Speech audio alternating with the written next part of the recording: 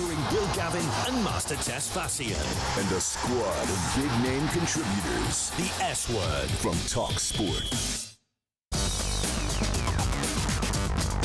Well, a very good morning to our friends in the United States and good afternoon here in the UK. I'm Will Gavin, Master Tess Fatsian alongside me, and this is the S Word. No medals today, no props today, nothing but just pure ball talk, baby. Yeah, thankfully, no, we don't have to talk about Arsenal again until Friday. There we go. I've got to mention it in the Friday. first 10 seconds. What do I get for the over-under? And it wasn't on me. That one. It wasn't me. So we're talking America. Listen, there's another European final before that Champions League final this weekend, and we'll start to build up to the Conference League final as Phil Kitchen-Melidis will join us. Massive Rayo Vallecano fan and loads to get into from La Liga. And you said it, America is coming to the forefront. Yes, roster will be officially unveiled 3 p.m. Eastern time. There has been some leaks, maybe some things. Some leaks. We think we know the whole team top to bottom. This is like, it's worse than the England squad last week. We'll see. We'll discuss if the vibes are good or not on the show. And whether the vibes are good or not. When Mauricio Pochettino has apparently been breaking up with the players not coming to the squad via email. Have you ever been broken up to via text? I think via email might actually be worse. It's not you, it's me. We'll be discussing that coming up on the show. Plus, we're going to start doing some deep dives on some of the teams who have now hit the off-season, got to the beach, and we're starting off today with Newcastle. The brilliant Jack Cunningham will be joining the show. Plus, we'll be heading to Italy, to Spain. Loads as well. Packed show. Mamma mia! From the S Word. You actually just Mamma mia. I did. I'm Will Gavin, and it's all me. So when you said a time and a place for that drop, you meant literally right at the start of the show. Yeah. Brilliant. Yes. Oh, God. Yeah. It was chaos yesterday, it was mess, and it was a really fun show, and we're going to get more of the same today. Listen, let's start off with this USMNT news, because we are the show, the S Word, if you've only just joined us for the first time, that breached the gap between the US soccer fan and the English football fan. Doing it well. Just 16 days. 16 days. 6 hours, 57 minutes and 48 seconds. You can see it on the screen right there if you're watching us on YouTube. That's until unbelievable. The World Cup gets underway. And the USA, it's decision day. The roster is getting announced. The only place to catch all of the World Cup, every single game, all 104 of them, is right here on talkSPORT. The greatest and most prestigious football tournament in the world. We are inviting the world back. And Brazil win the World Cup. We're really excited to continue the preparations and get ready to welcome the world. And so to the football. It's Iniesta to win the World Cup for Spain. The magic matches and the fantastic football. Germany in seventh heaven. Brazil in footballing hell. And France are the World Cup winners in 2018. Anyone could win this World Cup. Mbappe has a hat-trick. He has his place in history. To all the French team, we love you, and we're going to come back in 4 years. Yamal, 25 yards out, right of centre, left-footed corner! Oh my goodness! Harry Kane attacking it. Stoops, conquers, and England leads. I think everything is possible, but we have to make it possible. Well, it will be a fantastic event. There will be 104 Super Bowls in 1 month. Scotland are going to the World Cup finals! Kenny McLean! The real test now will be when we get there. How can we turn up? Dust off your passports, pack your suitcases. England are on their way. Biggest ever World Cup, just 16 days away, and it's decision day for USMNT as Mauricio Pochettino will announce the 26 players who will take part from a US perspective. Listen, this is always a huge deal. To make your national team, and we've poured over Brazil and Spain and massively over the England squad, Scotland over recent days, but there's something about playing in a home World Cup, about that opportunity to, in front of your own people, and Mexico will feel this and Canada will feel this as well. But for those USMNT players, what greater responsibility can there be, as well as honour, to represent your nation in front of your home fans at a time when US soccer really, really wants that boost. And yet, after 4 years ago, Greg Berhalter video called the players who didn't make the roster for the 2022 World Cup. The 55 has been cut down to 26 ahead of tonight's announcement, and breaking news coming through to us overnight that the USMNT players were broken up with, were told they weren't making the World Cup, were having their dreams shattered via email. Master, make it make sense. I can't. There's nothing about the U.S. men's national team right now that I can make sense. And I've been the beacon of hope and optimism in the midst of... As is your role as the American on the show, of course. The brash American Yank, as I'm called. If this was inside out, I would very much be pessimism and you'd be optimism, and that would be great. But it's hard to be optimistic right now. It really is. I mean, sure, England had roster leaks, and so did the U.S. men's national team. They both had roster leaks. England's roster leaks happened because Thomas Tuchel single-handedly, Thomas Tuchel decided to call every single person individually to tell them his decision, and from there, thank them for their contributions, whether they made the team or not. Let them know if they're on the reserve squad. Let them know if they're going to be heading out as part of the training camp. All of that stuff. Absolutely class. And for it to leak because of that reason, it gave you a sense of nobility, values. It gave you a sense of intentionality. To tell these people, to tell the U.S. men's national team players who have fought tooth and nail to represent this country in the Gold Cup and Copa America and all these friendlies, wearing the stars and stripes, wearing the red, white, and blue, representing this country in the most important World Cup for our nation, to tell some of these people who have given everything they have to try and make this team and inform them that they're not making this roster via email, it just shows to me the lack of continuity and the lack of commitment, really, to this team, this squad, this roster that we've been going through this entire 4-year cycle. And listen, what we've heard is that it's via email. We've not heard the exact, but you get the impression when you say via email that it's not even going to be a personalised email. That it's, let's set up a MailChimp list and just tick off the players. It might have been through AI for all we know. They just change the name, but send the same heartfelt message. BCC everyone onto the same email. Like, it's... Pochettino is a guy that I have defended to the hilt, left, right and centre. What he did at Tottenham, I think, is one of the best management jobs we've seen in this country over the last 15, 20 years, considering what he was working with and where he got them to. I really believed he'd kick on after that and become one of the world's best managers. Thought he could be a success at PSG. It didn't happen.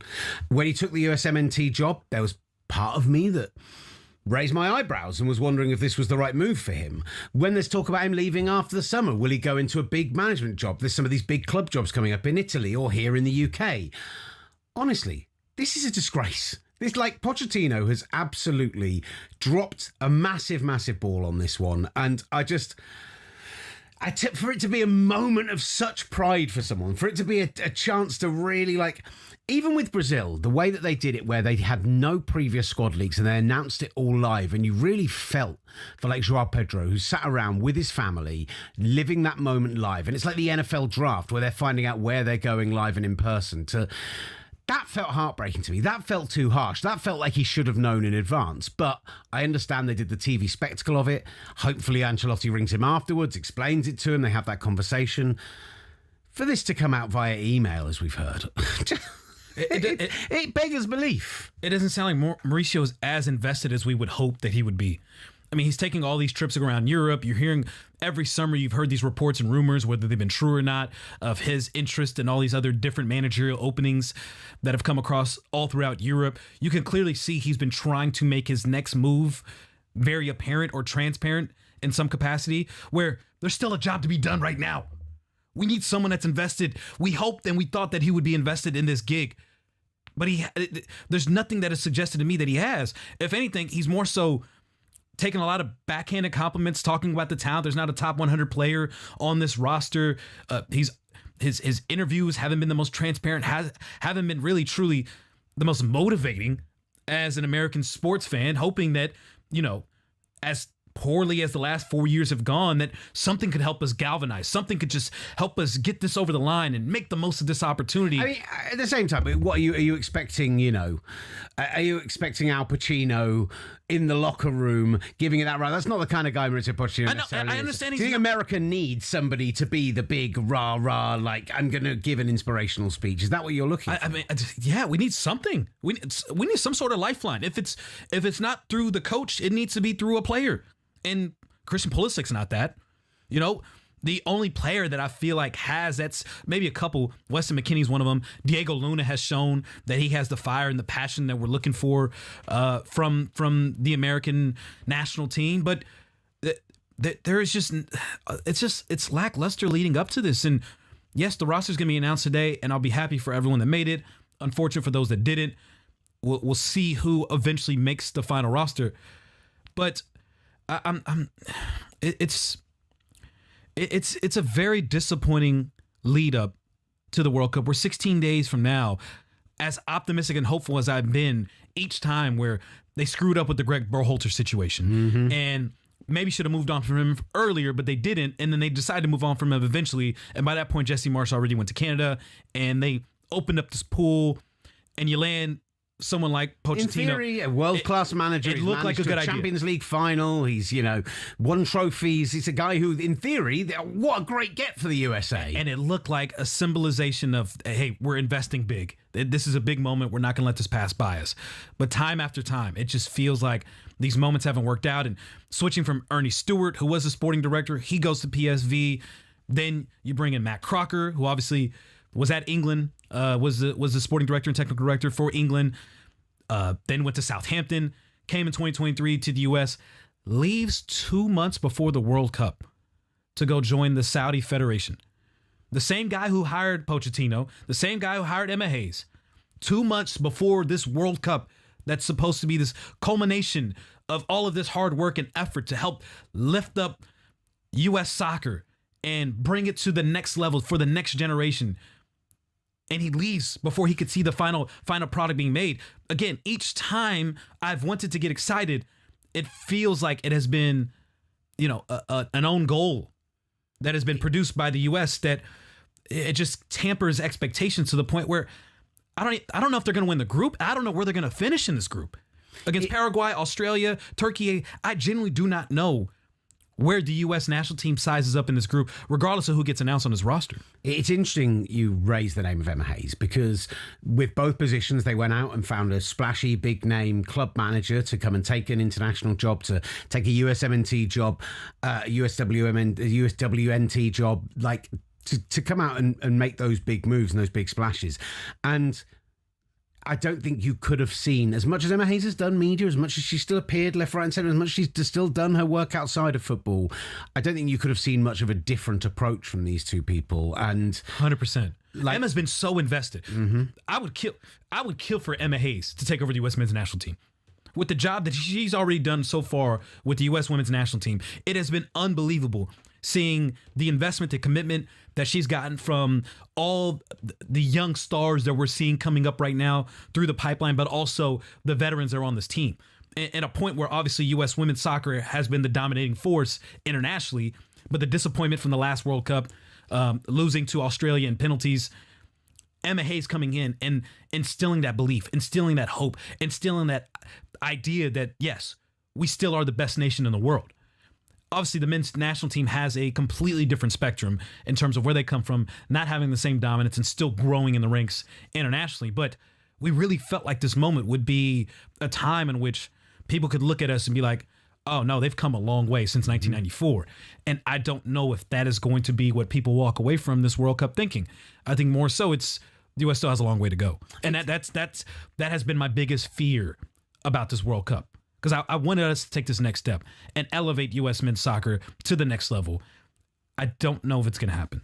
Do you think it helps the situation when you've got, Nick Wright and Chris Broussard and guys on TV who don't normally cover soccer, who are making Christian Pulisic a top 10 most influential player on this whole World Cup, top 5, I think even, possibly, that actually, there's almost, I know I'm coming from the pessimistic English fan element of this, but is there has there been enough of a realism? Is there enough of if we win a round of 16 game, then we've had a successful World Cup?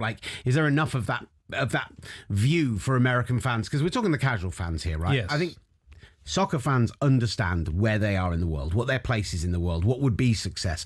But to grab that next generation, I know we've talked about them winning, I know we've talked about them going out and getting a victory in that first game and what a huge lift that would be, but has the approach outside of Pochettino's approach, which has been disgraceful, has the approach of the general wider media been good enough? I've been disappointed. I thought a lot more of the mainstream media would have. I mean, we've known this World Cup is coming for a long time. Done the work, done the due diligence. Heck, I mean, I've done it, and this is coming from someone that used to cover the NFL and understand the significant opportunity that existed to really invest in the sport, a sport in which I would have loved to have covered early on in my career, and I did through internships and early on in my, but there just wasn't the opportunities to do so. And the simple fact that we knew this World Cup was coming, the opportunity to really sink your teeth in, really just embrace the game, embrace everything that comes with it, do all the analytical, do all the film reviews, all that stuff, ask all the experts, just ask questions to get a better understanding of the global perspective. I just haven't seen enough of that. And it's I say that, but also acknowledging the fact that now soccer is the third biggest sport in the United States. So even though there has been a disconnect from the media perspective in the U.S., the reality of where the sport is going, and you talk to, you see Gen Z and their obsession with Erling Haaland and Bukayo Saka and, a lot of them participating in the sport. There is a trend where maybe the Gen Xers, the baby boomers, and some of the millennials may not be on board with it, but you see the next generation and you see their love and their interest for this because of the accessibility of the sport that maybe others didn't have the opportunity to watch and grow up with, where now it's, they may feel it's too late, that they didn't get a chance to grow up, and maybe watch R9 and play at club football and play in the World Cup in the same way they got to watch, Tom Brady's entire career play out in the entire narrative. So it may be a bit of an overwhelming, daunting task for them, but I would have loved to have seen a bit more effort on that end. But that's why shows like this exist. It is for us to bridge that gap, and I'm thankful for talkSPORT for providing that opportunity to do so, because it is growing. It is growing, and the narrative is going to change, and the media coverage is going to change, and I think this World Cup will still have that impact to do so. But yes, there still is a long way to go there. And I'm still very hopeful, however this World Cup turns out, with the talent that's coming up through the pipeline, with the way Gen Z is embracing the sport, with the amount of record viewership that's growing in the sport, that the sport will continue to rise and elevate. And at a certain point, people will have that realization moment that U.S. soccer has arrived. Unfortunately, I don't know if the summer will be that day.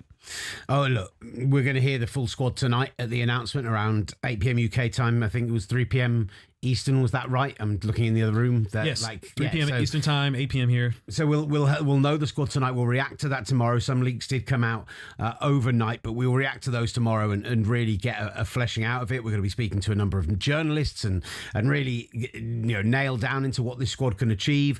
But if Diego Luna does not make this roster, we are riding. We are going to ride. If Diego Luna does not make this roster, we are going to ride. Period. That's all I have to say. He clearly hasn't read the leaks. Listen, let's just before we move on though, Brad Friedel has spoken to talkSPORT ahead of this USMNT legend. Go and check out our YouTube channel at talkSPORT S Word. You can find us on YouTube. You can find us with the talkSPORT YouTube channel. You can find us on X and on Instagram as well, all at talkSPORT S Word.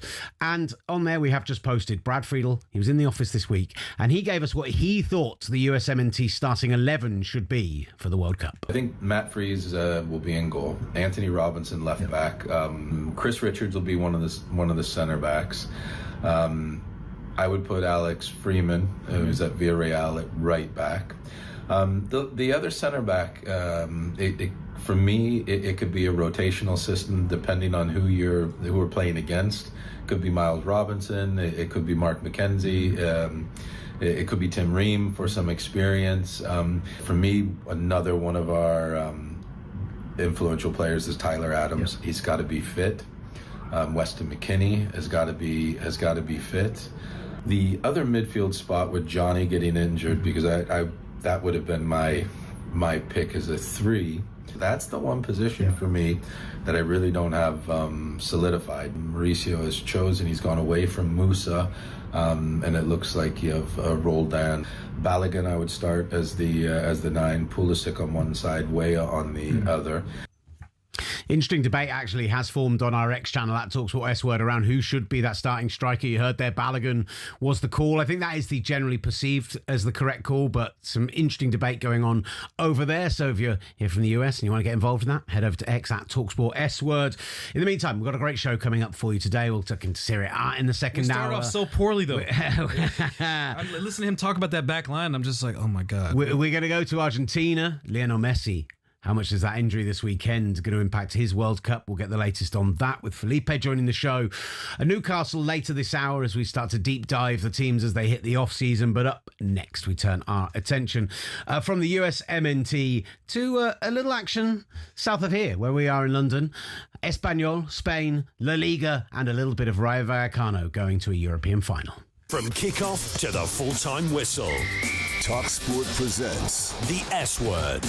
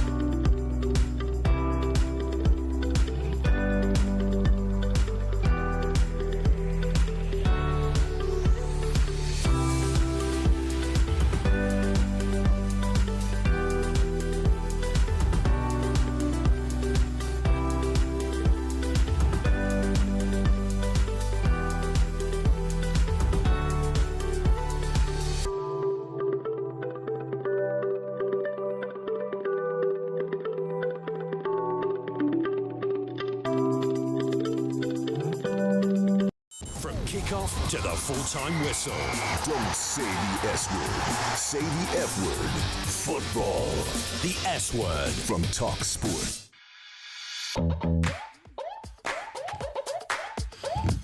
That also. Calm down. Chill out. Be chill. Calm. I'm all right. You are watching the S Word from talkSPORT. I'm Will Gavin, Master Tesfatian alongside me. The show that American soccer fans deserve ahead of the biggest World Cup of all time. Get in touch with us across all of the social media channels at talkSPORT S Word on Instagram, on X, and on YouTube. Master is just collecting his thoughts after we found out that Mauricio Pochettino just told his players they weren't going to make the World Cup via email ahead of this afternoon's announcement, 3 p.m. at Eastern. Ben gets in touch and says that's American capitalism. I don't know why it's capitalism specifically for you. Is it?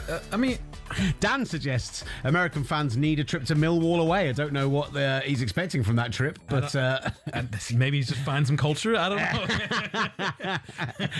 know. Sorry, our studio is only about 10 minutes from there. Do you want to go find out what culture is around the new den? I mean, we can go catch West Ham Millwall next season. Yeah, baby. We had some real quick. Yeah. Quick correction. I said Australia. I meant to say Sweden. U.S. women's national team losing in the World Cup in penalties. My bad on the air, but the fact still remains. Emma Hayes has been a godsend. So thank you, Emma. And I would love for to coach the U.S. men's national team. There we go. That's it. It's a beautiful thing. We're going to be talking a little bit on the Spanish side of things coming up, because we do have a Conference League final, which you were digging me out for earlier when we were in the canteen. The Conference League matters to me. I just don't know how much it matters to people in England. It's a European trophy, and people get excited about that reality, and they'll parade around and be excited. But we had a West Ham fan on here last week that would trade that trophy for Upton Park. And I'm sorry, I don't know what other domestic league would feel the same way. The problem with the West Ham fan is, right, There's the West Ham fans in general. The problem is that what they're equating there is they're equating the absolute, that's the first time I've nearly sworn on air. The absolute mess that is West Ham's ownership, the treatment of the club, the way they've built it, they're conflating it with the stadium. If they had moved to that new stadium and they'd actually invested in the team properly and they'd made good managerial choices and they'd won that European trophy and pushed on and were finishing top half of the table, challenging teams like, our football editor, I came into the office today, and because I work across talkSPORT 2 as well as here on the S Word, he was like, oh, you must be happy with the European qualifiers. Like, he was almost joking with me, because obviously when Chelsea and Newcastle and those kind of teams are in the Europa League or even the Conference League, we put those games on, they get very good numbers. You're not necessarily going to get the same good numbers from your Bournemouths, your Sunderlands, your teams like that. And I was like, I don't care. The footballing stories are so good with those teams there. But West Ham, I think rightfully should feel like they could be a club who could be competing at the level of those teams, and they've been so poorly run they haven't been. But there's this mental thing with the West Ham fans of that's the fault of them for moving stadium, rather than our ownership is an absolute mess. Yeah. Moving stadium was part of what makes them a mess, but just going back to Upton Park, if it was still there, by the way, it's not. But if they move back to Upton Park, it isn't going to fix your problems. David Sullivan's not going to suddenly have gone away. You're not going to suddenly be remaining in the Premier League. That's my point. There's more romanticism to a stadium that no longer exists than there is to what arguably one of the greatest, if not the greatest trophy in West Ham's history, winning a European title. You think Chelsea fans still care about that Conference League trophy? They only love it because they did, the cycle of European trophies. The significance of this trophy for England compared to other countries and other domestic leagues, it's not even comparable. And I think for Rayo Vallecano being in this position in a Conference League title, it means the world to them. I think it means the world to Crystal Palace as well. You are conflating what it means to Crystal Palace with what it means to the wider Premier League and English football fan. I think Crystal Palace fans could not be more excited about this. And it's not just, oh, it's European. Like, I think this really means something to them. What does it mean more than them winning the FA Cup title? But that's a harsh comparison to make, because I think there are people for whom only the Champions League or the Premier League would mean more than the FA Cup. They have it as their third most important one. They wouldn't have the Europa League higher than it necessarily. You're dodging the question. Because the FA Cup... No, I'm not. I'm literally answering the question you just asked me. The FA Cup is a thing that you've grown up with. It's a thing that's existed for over 100 years. The oldest cup competition in the world. I absolutely understand if a fan base treats that with a loftier thing than a competition that's only existed for 4 or 5 years. But I'm just saying that you are saying that, Rayo Vallecano fans... If Rayo Vallecano fans won... the Spanish, what's the Copa del Rey. Copa del Rey, that's it. Thankfully, we can ask one. Okay, let's get to Phil. Come on. Because we're just going to go around in circles here because you're wrong. Phil Kitchen-Melidis, the brilliant Phil Kitchen-Melidis joins us. La Liga commentator, Spanish football expert. He's got the Rayo hat. Come on. Huge Rayo Vallecano fan, season ticket holder. Does this mean more to Vallecano fans than it does to Palace fans? I mean, Palace did win the FA Cup, and then they won the Community Shield, and Rayo have never, ever, ever been in a final, anywhere near a final ever. So, but the thing is, like I've been trying to explain to people, Rayo, they've won already. Like, getting into this final, it actually doesn't matter if they win or not. It genuinely doesn't matter. Like, they would love to. It would be fantastic, and they would celebrate it. Don't get me wrong. But there's already a celebration of getting to this final because it's so unexpected. It's so far away from anybody's kind of reality of what it is to be a Rayo fan on a day-to-day basis, that there is this feeling like, wow, we're here, we're in a final, let's just enjoy it. It kind of doesn't matter if we win.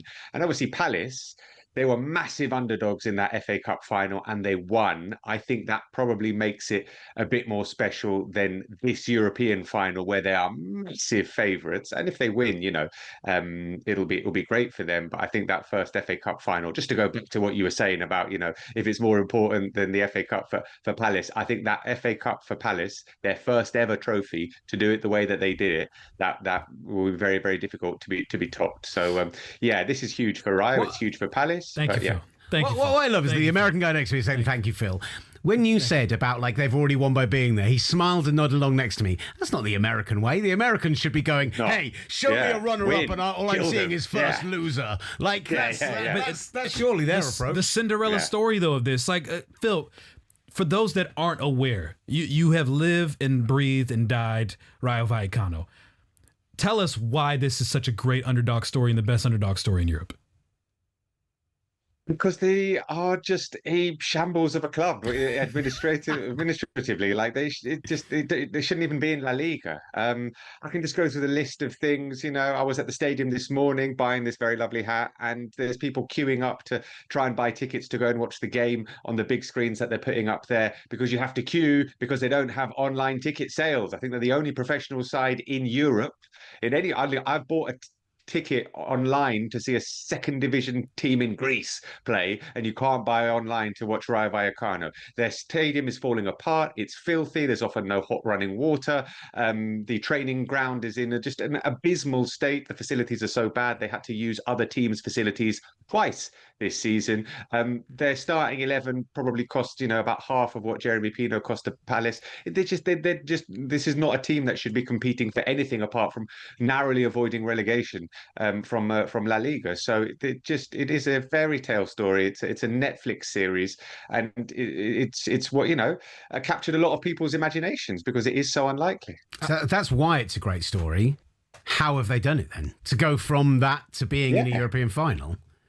They've got a very good manager in Inigo Perez, the second youngest manager in the in La Liga, who's going to go and be Villarreal's manager next season. So we're going to go and see him in the Champions League. He is just absolutely obsessed, kind of in the sort of the Unai Emery mold in terms of sort of tactical. How can I put this in English? Like, he's always on the players, always talking to them, always making sure that they know everything that they're supposed to do, but in a kind of like a friendly way. Like, the players absolutely love him, whereas Unai Emery kind of starts to get on people's nerves after a couple of years. But Inigo Perez is wildly loved by these players. They've got some good players in there as well. And they've got some players who have just had the best season of their careers. You might remember, Blast your minds black. Florian Lejeune used to play for Newcastle, big French centre-back.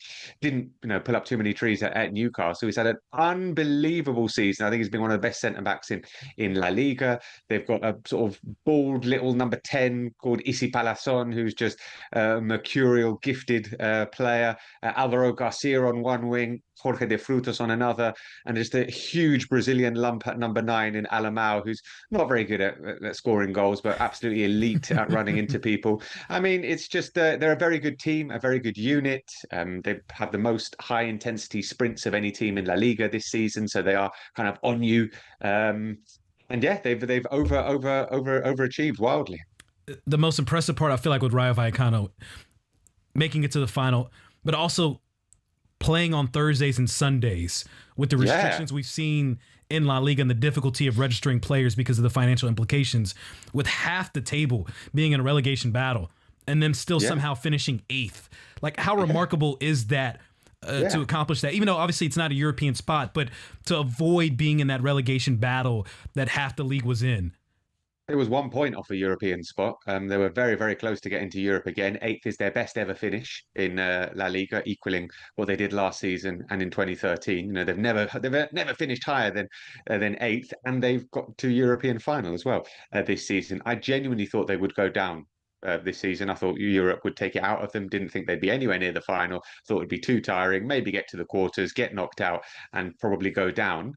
I mean, maybe this is just my negative fan view, but maybe the Europa League could do that if they win next season. But yeah, it's been extraordinary. They don't have a particularly big squad. They don't have a particularly talented or deep squad, and yet the managers managed to get the best out of every single one of these players. This is a team, by the way, that creates a lot of chances and does not take them. I think in terms of goals scored compared to their XG, they're underperforming in La Liga. This is by more than anyone else. So they're actually good at creating and very bad at scoring. And I was talking to a Palace fan yesterday, and he said, "Oh, that sounds like us."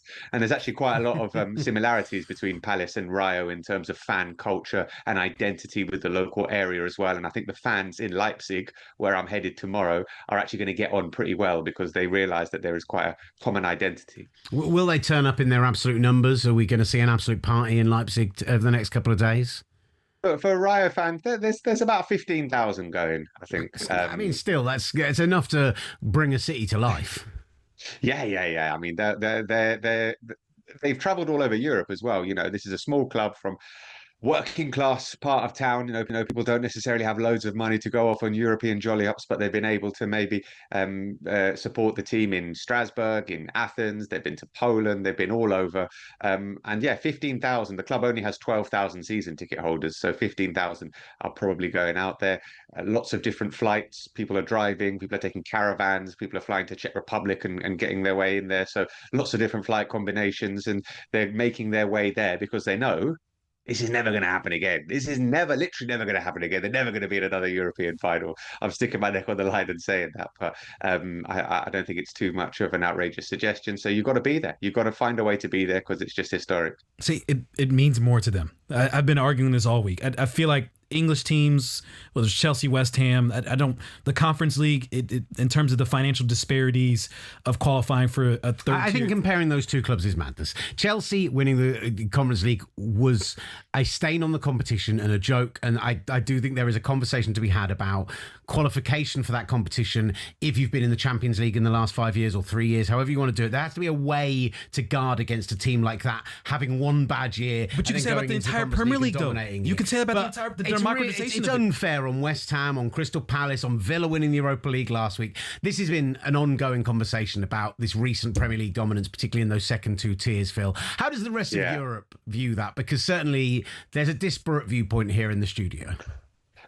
Rest of Europe views England as the money bags. You know, it's very difficult to compete against the Premier League. The bottom team in La Liga in the Premier League can come and buy the best player from any team in La Liga, bar Real Madrid, Barcelona, and maybe Atletico as well. Anyone else, you know, Wolves have probably got enough money to go and buy the best player from Villarreal. That's just how it is. So the Premier League is viewed as this huge, gargantuan, money-filled behemoth that we can't really compete against, and yet, you know, La Liga sides do tend to compete in Europe and get to finals and come close as well. You know, in that Conference League final last season, Betis were 1-0 up at half-time against Chelsea. It was looking pretty good, and then obviously Chelsea managed to turn it around. So the feeling is that we'll try and compete, but it's pretty difficult to compete against such a rich league.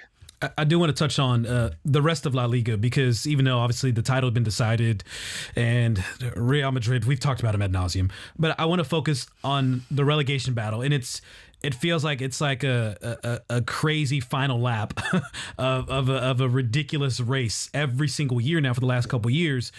Is this a good thing for La Liga, considering it kind of ties back into some of these financial restrictions these clubs are facing? Or is it a bad thing, considering maybe it's a suggestion of the overall health of the league? How do you view the relegation battle every season coming down with half the league trying to stave off relegation? Well, it's exciting, Master, isn't it? You know, exactly. Going into the final day of the season. But to be fair, just let me caveat what you're saying.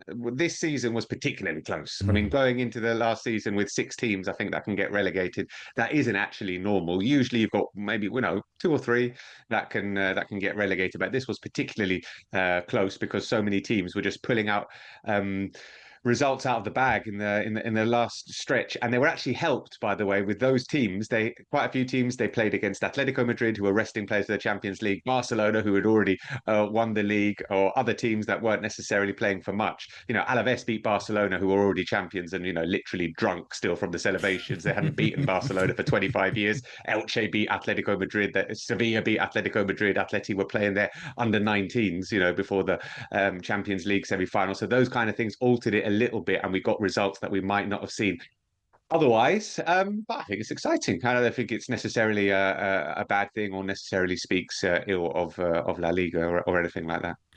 We do something always where we tee up people. We need the fan rallying cry. Right. We had one. Can we full screen, Phil? We need tee them up. Given we're going back to Rayo. Yeah. So we've had Stu Holden's done this, and Bolton got promoted. The man next to me did this, and Arsenal won the Premier League. We're not going to let him do it again on Friday because we don't want to break our streak. Terrified. Send a message out to Rayo Vallecano ahead of this European final. Why they should do it for the fans, what it means for everyone. Just give us that rally. Give us our rallying cry, baby, that we need for Vallecano to go and beat Palace. Rayo Vallecano, the barrio, the neighborhood of Vallecas is already so proud of what you've achieved. You've wildly overachieved. Nobody thought we would be anywhere near this final. And yet here we are, one step away from glory, from silverware for the first time in Rayo's 100-year history. You're already champions to the fans. You've already made us so happy and so proud. But we believe that you can win. We believe that you can control this game, dominate Crystal Palace, and bring back some silverware. So, vamos Rayo! Yeah, come on. Absolutely beautiful stuff, Phil. We love you greatly. Thank you so much for joining the show. Best of luck this week. Rooting for you, man. Rooting for you. Vamos. What a man. What a man. Phil Kitchamleadis joining us, the excellent La Liga broadcaster, commentator, and Rayo Vallecano fan. What a story it is, and what a final it promises to be live on talkSPORT. Up next, we'll continue our brand new, almost off-season deep dives.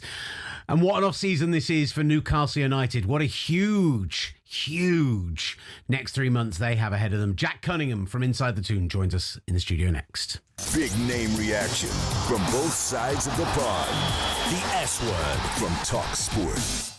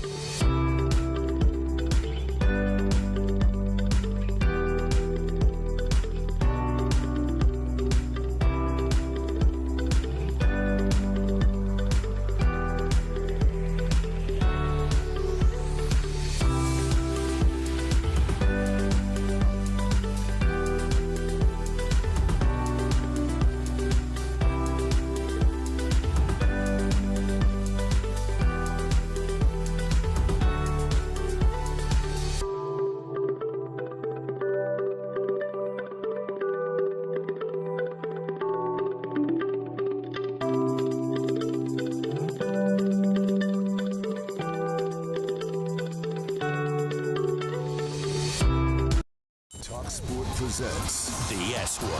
Get your full-on football fix from across the football galaxy. The S Word from talkSPORT. You're back with the S Word on talkSPORT. Already we've covered Ravikant. Already we've talked about the US MNT. You can scroll back in the live stream on YouTube to watch Master getting some pretty heated takes on the performance and behaviour of Mauricio Pochettino. It's fair to say. Don't remind me. Not angry, just disappointed. Yes. Emails as a way to tell players they're not going to make it into the squad. Embarrassing. Lots more reaction to that tomorrow as the squad is disgraceful, as you announced guys always say. later today. It's a disgrace. An It's absolute disgrace. Exactly. That's a fact. But we want to continue our off-season look. Oh, we still got to talk Serie A coming up in the show. Yes, we do. We're going to Marco get to Massino. Argentina. Yes. Lionel Messi Felipe injured Cardenas. Big show. in MLS. But right now, we need to address the situation going up in the Northeast because we are going to be starting our deep dive looks in some of the teams that we've not referenced in the off-season, some of the teams that, you know, we talk West Ham, we talk Tottenham, we talked about those teams qualifying for Europe. But what about those teams who had a disappointing year? Certainly Chelsea, we're going to be getting into. They've got a new manager coming in. What of Newcastle United? I'm delighted to say that from the brilliant Inside the Toon, Jack Cunningham now joins the show. Jack, how are you, Good brother? afternoon. How are you doing, lads? Yeah, so Thank you for... It was my idea to clap guests into the show, and I keep forgetting to do it. Thank you. Thankfully, Gabs has a clap track behind me, so I'm not clapping alone, looking like an idiot. It's about me. I'm representing America. Hey, I love it. I love it. Stars and stripes, baby. Yeah. I love to see it. Listen, they released that table of for the 17 teams who crossed the Premier League across the two seasons, the difference of the points differential from last year. And unsurprisingly, Wolves, Forest, those teams struggling for relegation were down at the bottom end. Liverpool, 24 less points than last season, going from champions to where they did. But Newcastle, right in that mix, 17 less points than last season. You go from European, pushing for Europe to, at one point, you all felt like Inside the Toon fighting relegation. Now you've had a couple of days to step back, take a breath. Mm-hmm.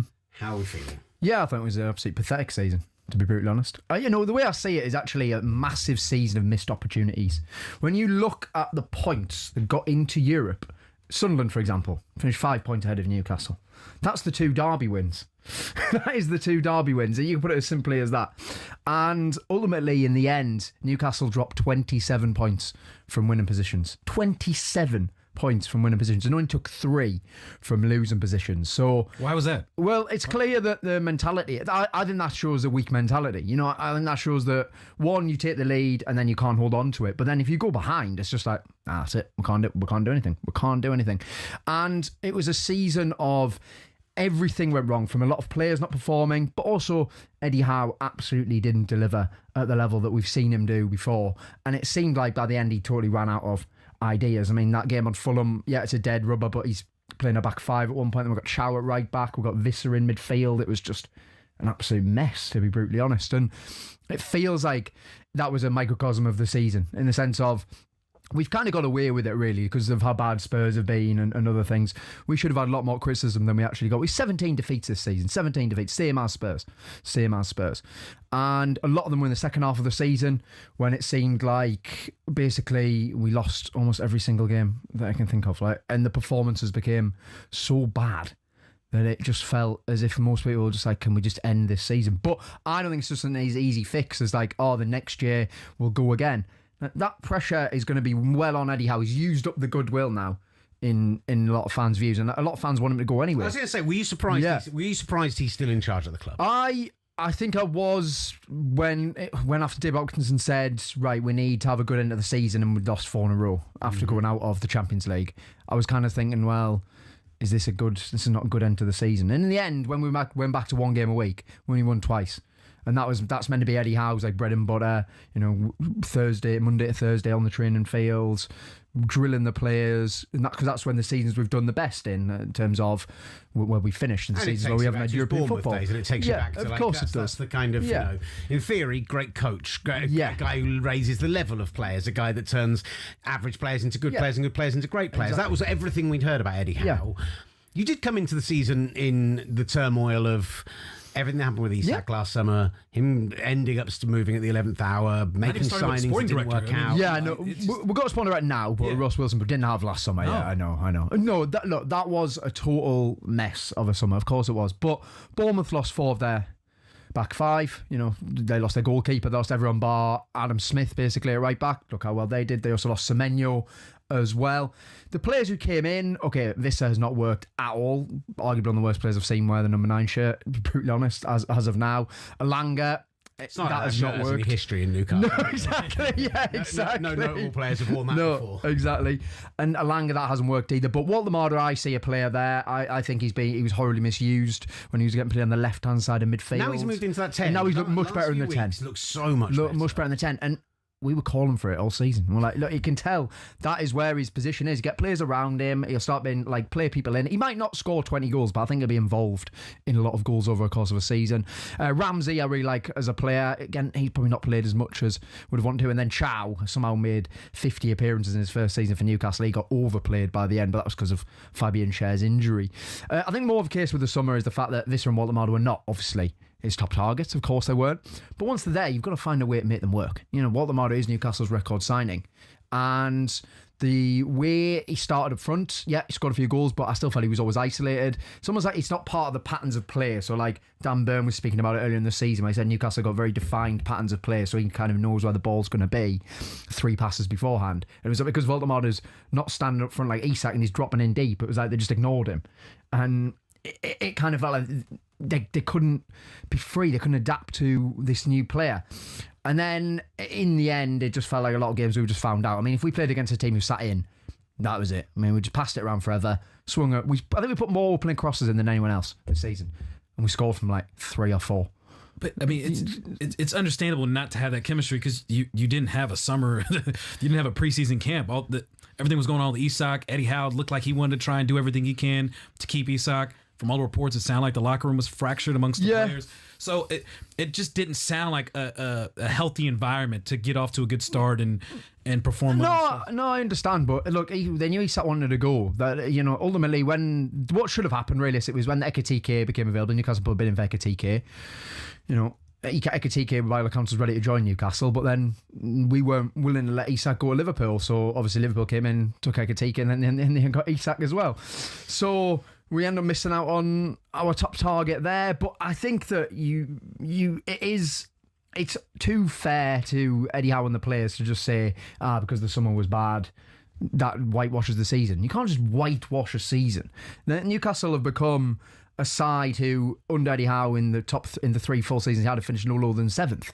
So, despite the fact Isak left, I think a lot of us were still feeling pretty confident at the start of the year. Thought we're going to give the Champions League a go because the rest of the squad was quite deep in a lot of positions. Mm-hmm. But in the end, it has just turned into a total mess. And as I said, a lot of the fans have turned on Eddie Howe. And I think losing the 2 derbies is, of course, going to not be compound everything. Yeah, because the thing is, the time when Derby's so important, but Newcastle and Sunderland back when they won 6 in a row were very similar clubs in the sense of same money, both battling relegation usually. It just seemed like Sunderland wanted it more in those games. And for Newcastle to have then won a trophy, got in the Champions League, be one of the richest clubs in the world, I know they can't spend it, but still, the derbies were meant to be a bit different. But in the end, that first one at Stadium of Light, no one felt confident going into that because obviously Sunderland had a great start of the season. And then the second one, we scored first. Sunderland had a weak team out, and it felt like they were almost just not wanting to get beat for the first half an hour. And then they realised, oh, hang on, these aren't actually very good. We can win this. And they won it again. So they won it late. Yeah, that was not they won it again. Does it make the season even more disappointing when you see Sunderland first season making it to Europe? And I mean, how was that final day for you? I'm sure you felt a sigh of relief with Newcastle, but then you're looking across town, and how does that summarize? Well, you know, hats off to Sunderland. I think they've done really well, but I think it's the points difference that is so strange. Like Newcastle and Sunderland won the same amount of games, but in the end they finished 7th and got Europa League football, and Newcastle haven't, and that's why I look back at this season and just think it's such a missed you can point opportunity. You can point that across the board, right? Brentford with the 4 draws there. Yeah, of course. Chelsea, they needed 6 points from their last 9 games. I felt like they just threw it, to be honest. They took 4 like that. Yeah. There seems to be so many teams that's true of this year, and it's a much more condensed Premier League than it has been in a long time. You know, actually needing 40 points to survive for the first time in a while. I think it was 12 years since you've needed that. That should suggest, however, that there is plenty of room for teams to come out of that mire and ascend up. What's going to make that team Newcastle? Yeah, well, I think the summer needs to be massive. I think we're at a point where this squad is just at the end of its cycle. It's just over. Like, a lot of these players have stayed for probably too long in the end. And it's not a case of, like, get out of my club, I hate you. It's like, thank you very much for what you've done. A lot of them are legends. They were part of the team that won the Carabao Cup. But you've got to be ruthless. Eddie Howe's at the point now where he actually gets a chance to refresh his squad. Not many managers even get the chance to do that anymore, but he has a chance to refresh his squad. But the likes of Nick Pope this season, as much as, like, again, I blame Howe and what have you, if we had a better goalkeeper this season, Newcastle would have probably finished in the European places. The goalkeeper situation, we have two of the worst goalkeepers in the Premier League in Pope and Ramsdale. When you look at other goalkeepers, they're so much better than Pope and Ramsdale. Pope's fall off has been dramatic. He's not even a good shot stopper anymore, and he's never been good with his feet. So there's him. Obviously, Jacob Murphy, Joe Willock, all like very loyal players who've done very well and have elevated their levels to really high. But now it's sort of catching up with them, and they've been kept too long, and now you're in a position where realistically you need 11 or 12 to probably leave. But are you going to get that? Is Howe going to be ruthless enough to do that?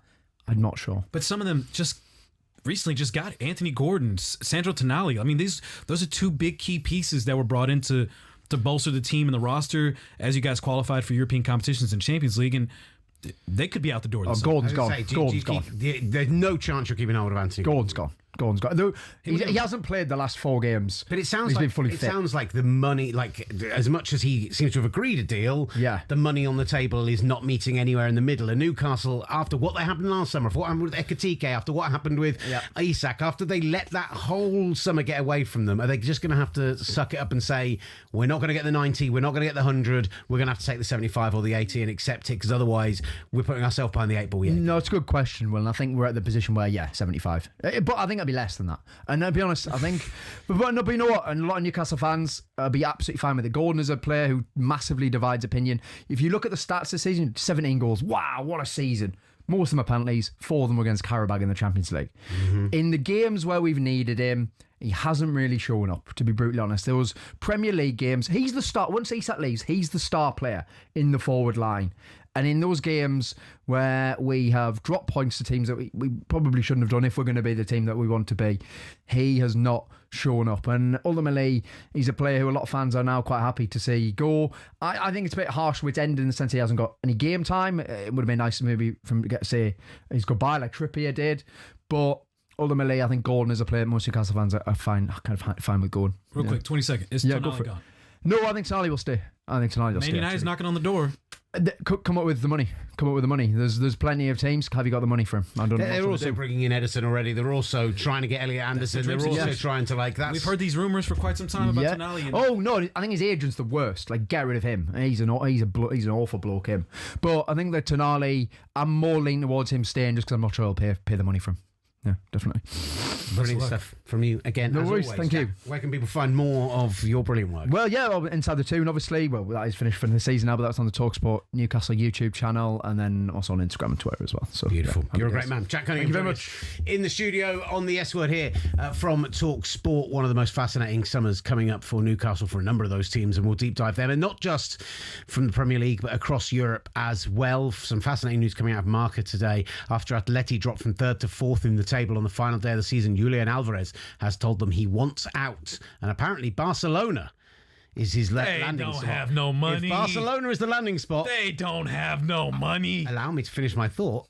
If Barcelona becomes the landing spot, what about Marcus Rashford? Could be Newcastle. Just saying. Feels like a Premier League return could be on the cards. Maybe we'll talk about that in the next hour. Just throwing it out there. This is the S Word from talkSPORT. We're going to talk Serie A up next. From the touchline to the terraces, talkSPORT presents the S Word.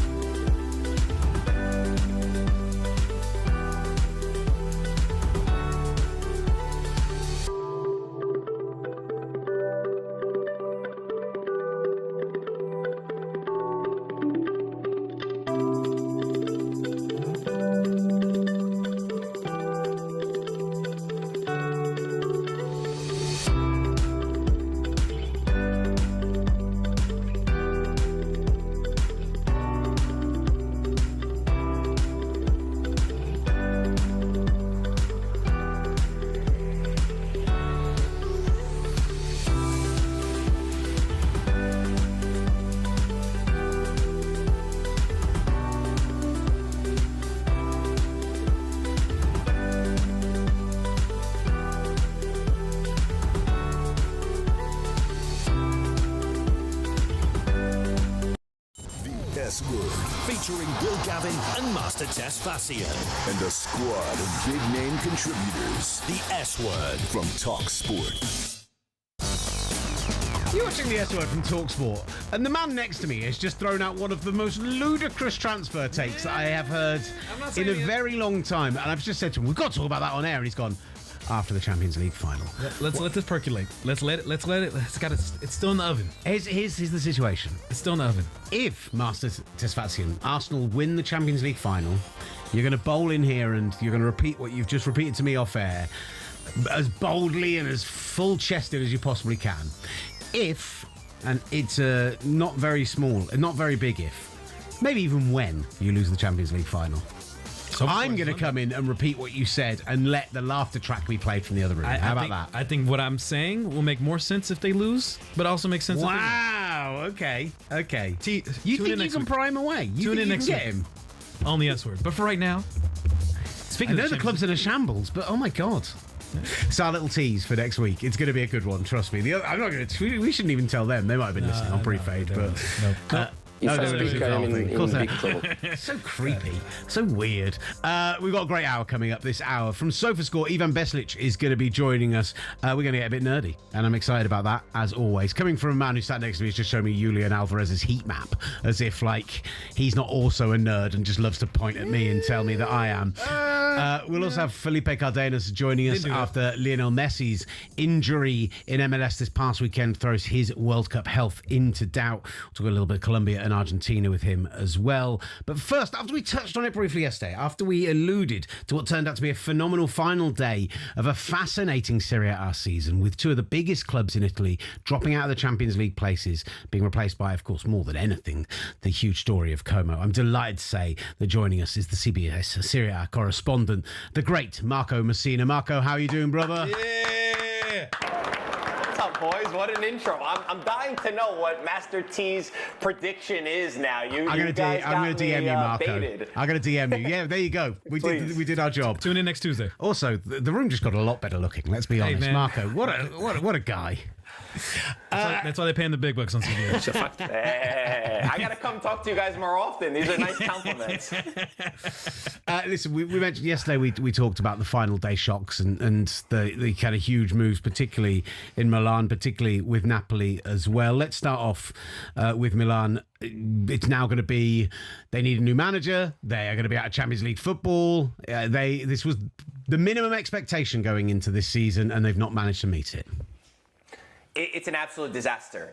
The whole idea, Milan missed all of European football the year before. So what did they say? Let's go back to the drawing board. Forget about this attacking football, these great ideas. We need somebody that's pragmatic. We need somebody that has been in Serie A that will guarantee us to get Champions League football. They went with Max Allegri. Max Allegri all year long ran away from the idea of competing for the Scudetto, which personally, I thought they could have mimicked what Napoli did the year before without European football all week to prepare for one game that they could compete. He said, no, we need to be in fourth place. We need to be in Champions League football. And on the final match day of Serie A, they only needed a tie at home against Cagliari, who Cagliari were technically on paper playing for nothing, just playing for pride, and they lose at home. If they would have scored the second goal, they would have had the tiebreaker over Como, and then that fantastic story of Como being in the Champions League would have been no longer, and they would have achieved their goal. They did not, and I give credit for Milan, the above, for getting rid of everyone from the start. Allegri is gone, and they actually referenced in their statement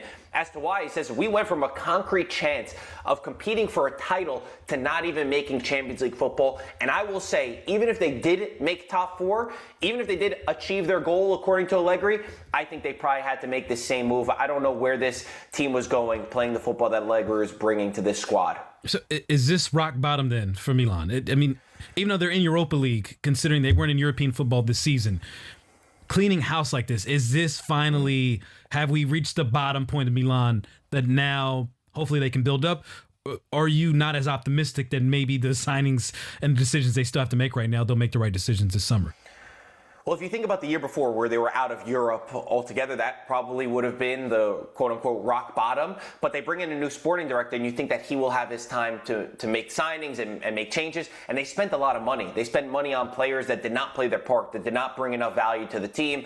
Yashadi, 40 million. Nkunku, 45 million. Estupinian was brought in, and then someone from the youth team, this kid Bartesaghi, ends up taking his spot and being a better player. So they made mistakes back to back. I do think, though, it's weird to be optimistic in this moment because everything is pointing towards negativity. But as I said, if they would have gotten into a Champions League spot, I think it almost would have masked some of the issues. We've already seen Milan go into Champions League football being knocked out in bad stages prior to this as well. I don't think you could have played this football going into Champions League, so maybe they need this reset. Maybe they need to go back to the drawing room and find someone who's going to build up a project. Build up a project similar to what Fabregas has done at Como. It might not be immediate. It might not be this quick fix, this in 1 year, we're going to get you the results, but at least you could see the building blocks. With Allegri and with this Milan team, they regressed. They consistently got worse. So I want to see a proper project that goes with maybe a younger coach. Maybe it's not the biggest name in the world,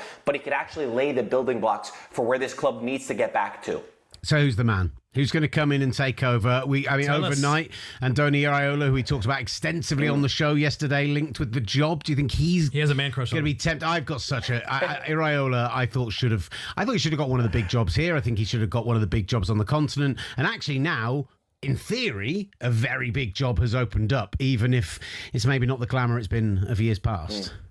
I think there's always the allure to try to bring AC Milan back, right? And I think that would be really interesting with Iraola. And you guys know him better than I do, and you could certainly speak to that. I know he's been in negotiations with Crystal Palace, but once Milan comes calling, I think that could certainly open up the door. There are reports in Italy that Ibrahimovic, who is an advisor to ownership, is pushing for Xavi from Barcelona, the former Barcelona manager. He wants him.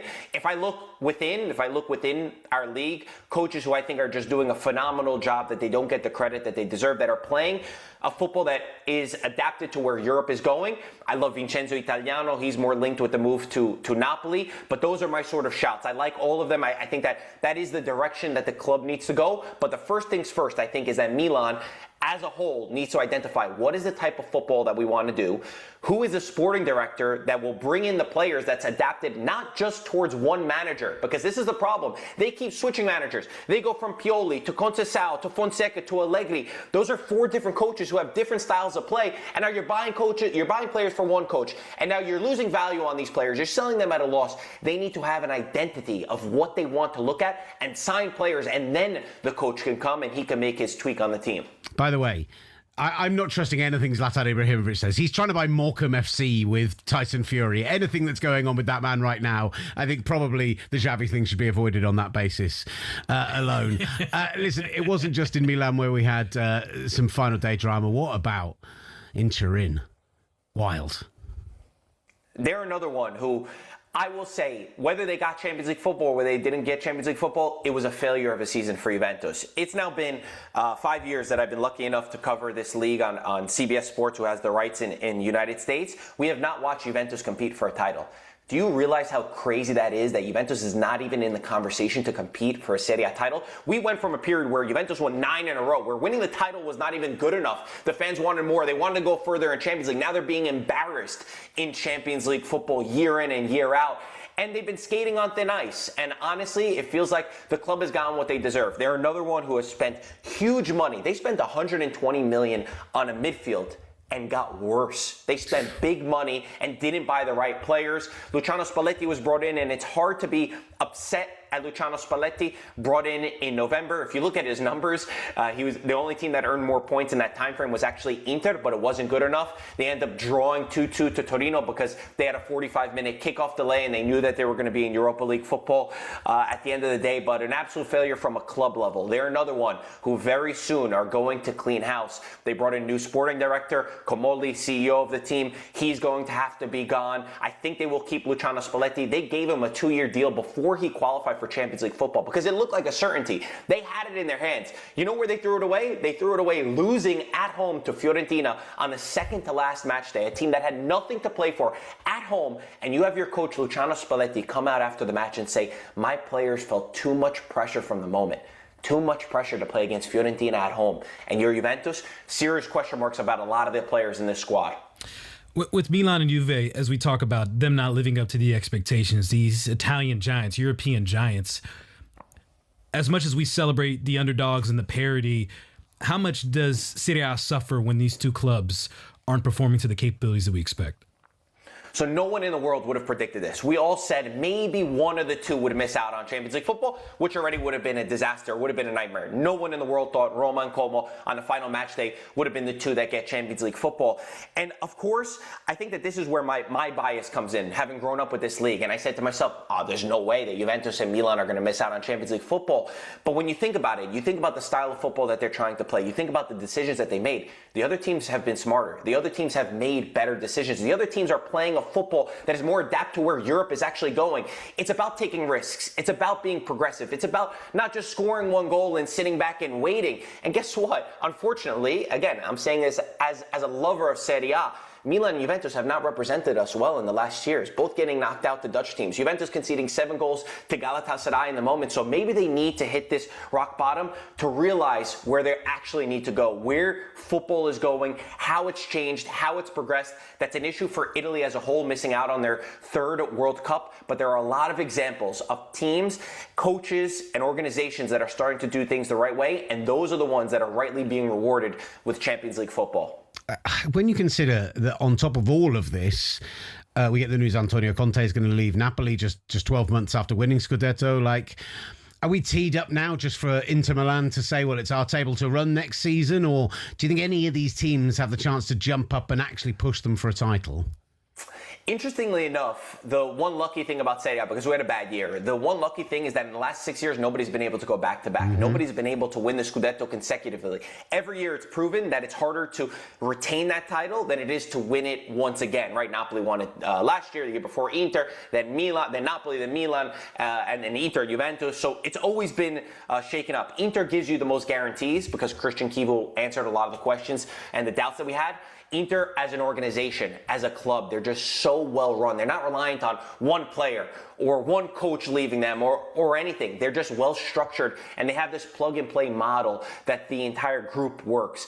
I'm not too sure to say that for sure they're going to do it. I actually think that Napoli could get even better without Antonio Conte there. And I know that sounds crazy to say because he is one of the best coaches in the world. But if you look at his track record, when he left Juventus, that team went on to create a winning cycle and went to 2 Champions League finals. When he left Inter, that team got even better and they went on to win, to compete and go to 2 Champions League finals as well. So sometimes when Conte leaves, he creates an incredible foundation.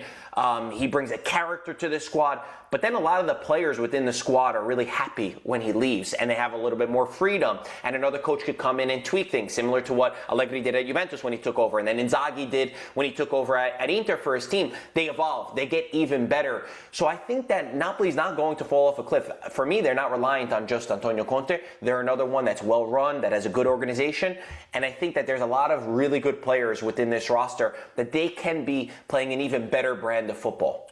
We're talking about all the clubs that are doing things the wrong way, but let's focus in on the ones that are doing it the right way and innovating in the modern day in Europe. And they're not the fun ones to talk about. The fun ones are to talk about the car crashes and the messes and the. I can have a lot of fun in Como. I don't know about you, but Como, it's a very fascinating story because obviously the ownership group, and I mean when you look at their books, obviously financially, like they're taking on a huge toll with some of the players and decision making they're making, but. Making Champions League now, it feels like this all has to be worth it for everyone. Hey, he took big risks. They've taken those risks, and boy, are they going to pay off.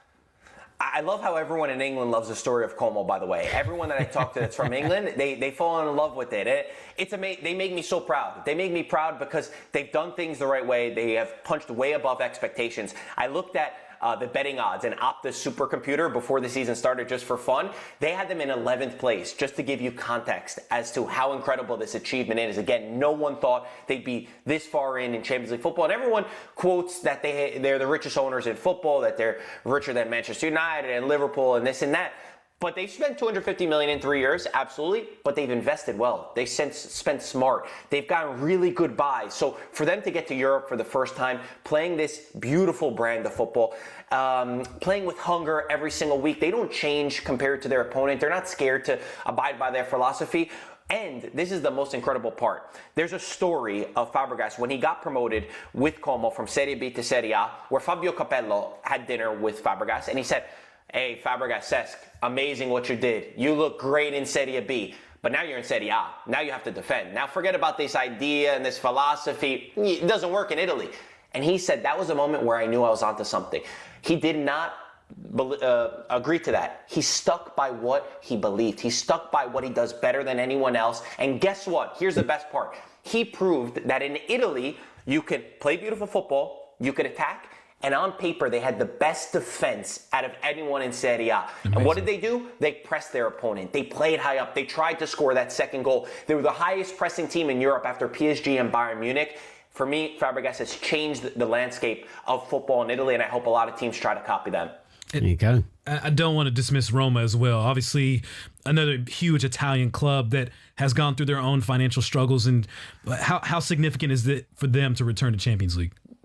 They're another one. First time in 7 years, right? They did so much. They actually spent $800 million in those years to try to get back into Champions League football. Brought Jose Mourinho in. Gasperini in his first year gets them into Champions League football, and Gasperini has been a master. What he did at Atalanta, he's gotten, in his last 10 years, he's qualified 7 times to Champions League football, just to show you how incredible he is. But the knock on Gasperini was always, he can't do it at a big team. He can't do it under pressure. At Atalanta, they don't care if you win or you lose. You know, it's all upside. In Rome, man, every game you lose, there's pressure. It amounts.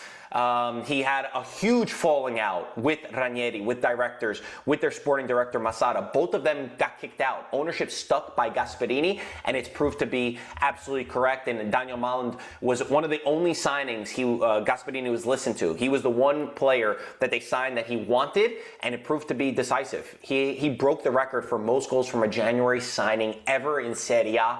Previously held by Mario Balotelli with 12 goals. Malland scored 14. Just to show you where they are, they also adapted to the injuries that they had. There was a lot of players that were missing, even in the final day. Ndika, Kone, Wesley, they still got their job done. Things are looking up for Roma, and I'm happy that they're back in Champions League football. I'm happy too. Marcos, you've been sensational. Thank you so much for all your time. I'm just going to ask one very short one at the end, because we've just had the news down that Jamie Vardy will not be extending his stay at Cremonese down in Serie B. There was some speculation that they stayed up, he'd stay for another year. From what you saw from him in Serie A this season, can he still go to a top European league and compete? Oh man, it's been a joy to cover Jamie Vardy. I have to say, just of course we already know one of the best underdog stories in all sports, I would really say. And to see how he was embraced in Italy, the Cremonese fans absolutely loved him. Ironically enough, I was at Classic Football Shirts in New York, and they told me that they've sold out of all their Cremonese jerseys, all thanks to Jamie Vardy. And the Cremonese fans that I've met here can't believe it. They can't believe that people want to wear their badge. I certainly hope so. I don't know what the future holds for him. He played his part. He scored his goal. He actually scored in back-to-back games for the first time since 2024, so he at least ended on a high. It wasn't his fault. This Cremonese team, I think, was always destined to go back to Serie B, and I certainly hope that we get to see him in another top league, at least for a couple more years. And if not in another top league, maybe League One, maybe to help Leicester back to the Championship. Who knows? There's some speculation of that today, I'm not going to lie. Marcos, brilliant stuff from you. Thank you so much for joining us. Sensational stuff from the great Marcos Messina. Expect to hear more from him from CBS, the Serie A correspondent, although no Italy in the World Cup, so maybe not as much as we would have heard from him this summer.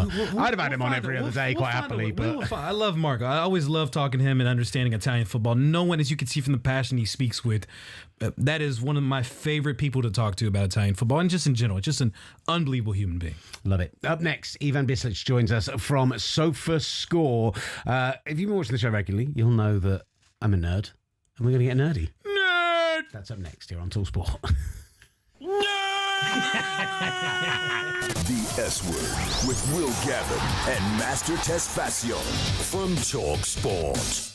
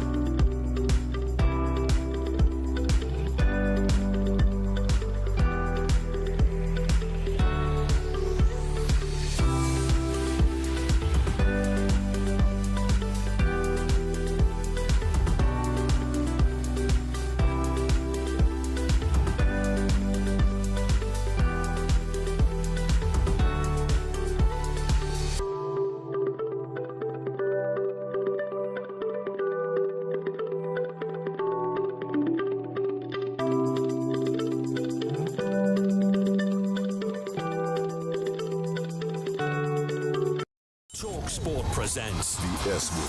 high energy exchanges, fiery fan reactions, and the biggest football debate. The S Word. From talkSPORT. Back with the S Word on talkSPORT. Fun show today. Been enjoying it. We had less of me and you, more great guests today. And sometimes some people would say that's a good thing. I don't know. I mean, there was a whole lot of you yesterday. I was big in my feelings and I had some thoughts. Big gin. Yeah, big gin. Sharing them across the world. Listen, we still got Felipe Cardenas joining us on the show. Colombia's roster announced for the World Cup, and also Lionel Messi. Just how impactful could the injury he picked up in MLS this past weekend be on his World Cup? But first, I'm a nerd, right? Everyone on the other side of the glass calls me a nerd. I get the Homer Simpson nerd meme blasted at me on a regular basis. Somebody mentioned, in fact, one of our guests earlier mentioned XG, and we weren't on screen at the time, and Master turned around and gave me the cheesiest grin of all time, as if I was going to, jump out of my seat and squeal that somebody had mentioned XG. But when the producer on the other side of the glass gave me an opportunity to talk nerdy, to talk analytics, to talk prediction models, obviously we jumped at the chance, and I'm delighted to say the co-founder of the brilliant Sofa Score joins us. Ivan Beslic is here. Ivan, how are you, sir? Hello, and regards from the Europe, from the middle of the football. We are talking about the football, not about the soccer. And I need to emphasize that this Saturday is the final of the Champions League, and the Champions League final is here in our neighborhood in Budapest, and Zlatko and I will be there. Yes, that's wonderful. And hopefully you'll see Arsenal win. You know, some people say. I believe that Arsenal will win after the penalties, because the final result will be 1-1. Okay, so tell us, why is the prediction model coming up with that, Ivan? We'll get into... Is that the prediction model? That's your prediction. I need to know immediately. We'll get into what this is and what Sofa Score is for people who don't know, but why are we going 1-1? Why are we going penalties? Why are you putting this on my world? Best guest of all time we've had. So this is the Champions League final. Both of the teams are great teams, and I believe that the passion for the complete match will be huge. So the 1-1 will be a final result, and we need to wait the penalties. All right. You've ruined it immediately, Ivan, because now he's just going to sit there glowing for the whole time. Look, for people who haven't heard of Sofa Score, please explain to the viewers what you guys do. So we are a sports platform. We started as a live score 15 years ago, and in that time, the live score was enough for the football fans, and later we added the Sofa Score player ratings. We added a lot of additional features like attack momentum and other simple visualizations of the match. And now we are a platform with the biggest number of sport results. We have more than 2 million matches for many sports, and we are the biggest database right now, prepared for AI era. Look, Ivan, I have to thank you, because I've been presenting radio but also doing live commentaries for many years, and Live Score previously and now Sofa Score were my go-tos to sound like I knew what I was talking about while I'm looking at a computer screen, not an actual game of football, or not the game of football I'm currently watching. So for many years you've helped me sound like I know what I'm talking about, which is honestly probably one of the hardest jobs you've had to do. Oof, it's hard. Oof is the exact right response. Yeah.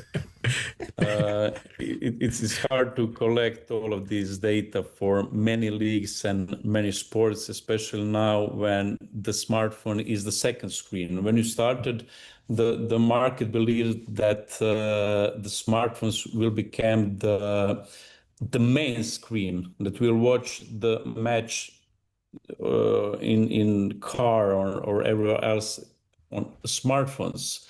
But now we have smartphone as a second screen, and that is a great position for you, for us, and for every football lover. So I got to ask, Sofa Score, a lot of people use it, obviously, and they're known for their prediction models, and we're 16 days away from the World Cup, and I need to know, What is SofaScore saying about the World Cup? Who is the favorite amongst your prediction models to win the World Cup? So I need to be passionate also for the World Cup. This is the last World Cup for Luka Modric, and he won so many beautiful awards during his life. But I believe that is a perfect time for Luka Modric and for Croatia to win the next World Cup. And I believe that we'll repeat the win from some other World Cups against Germany. We won them during our first World Cup ever after the war, after the Croatia became a country. And we also won against England. So as you know, probably we won against Brazil. So we are prepared for this World Cup, and I believe that the Croatia will lift the trophy. I mean, you're facing off against England. We are a nation who adore Luka Modric, probably only second to the Croatians. What he did in the Premier League, what he's done throughout Europe, but we also know what it is to face him. We've done it in a semi-final. We've done it in group stages. We're doing it again on the 17th of June. So, Ivan, I'm not sure I can handle you saying you're going to win the whole World Cup. I was going to ask you what you thought was going to happen on the 17th of June, but I feel like you might be a little bit bias in your prediction. I was expecting pure analytics, a pure prediction model. I thought you were going to give me numbers and facts, and instead you're talking about passion and desire. And yeah, I don't know. I'm scared that Croatia is our opening game. I'm concerned about that. I'm not going to lie. We are so close to the World Cup, so we need to put the numbers somewhere else. And I'm talking right now as a pure Croatian, and I hope so that the World Cup will be great. I must ask, though, as a Croatian, again, a country that's been independent since 1991, going on 35 years right now, what does it mean having this generation represent Croatia, not just for your people, but internationally, for people to recognize the beauty of Croatian and Croatian people? So I heard before Mr. Messina, we worked with him for SofaScore award show, and his passion about football, he's really passionate for the sport also. And I believe that Croatia has something unique. We have a beautiful coastline, beautiful islands, and we have a really good sportsmen in many sports. And I believe that the beauty of World Cup is we can see so many different players, so many different countries from many continents, and we'll hear so many different national songs, including the U.S. national song for the opening match. And I believe that is the best time to be in this business. Ivan, last one from me, just from a SofaScore perspective. You talked about the mobile phone being the second screen. You talked about the challenge of that and how big your website is and how kind of much data you pull into it. How do you find the possibility of a situation like you see what Prime Sports are doing with Prime Vision, with what they do with the NFL as well? How do you integrate more? How do you make sure that you are part of the entire viewing experience?